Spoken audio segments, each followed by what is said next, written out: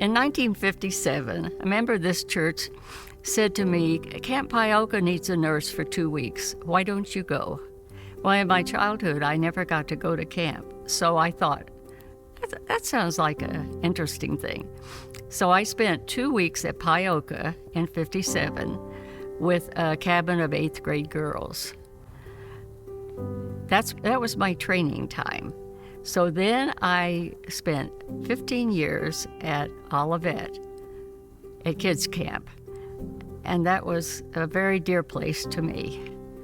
Then I spent another 12 or 15 years at kids camp so that my grandchildren could go to camp.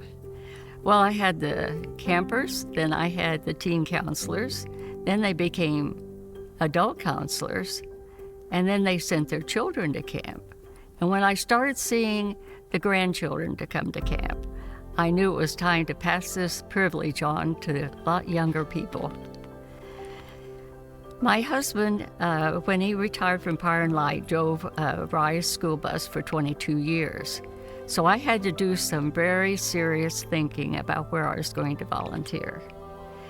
I've been on the visiting list of the women's prison since 1988, and I still do that. For 10 years, Shirley Charles, a very dear friend who's like a sister to me, we told stories to Riley Hospital. I could talk for an hour about our escapades at Riley. It's a wonderful, wonderful place to volunteer. In 2002, the State Museum opened its new building on the canal.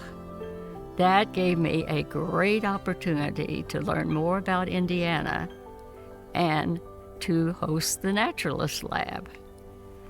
So I came in contact with hundreds and hundreds of children that were on field trips.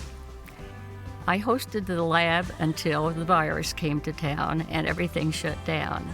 And so as my parting gift, the State Museum gave me my own woolly mammoth. Now, there are many, many places in our church walls to serve, but I wish you would consider that the greater Indianapolis area is a mission field. So when you're planning your volunteer hours, please think about that. I know for a fact that Jesus is coming back. We don't know when he's coming. And he's told us to be prepared every day for his coming. These children need to know that too. They need to know that when they're growing up, they're going to prepare themselves for the day when Jesus comes back.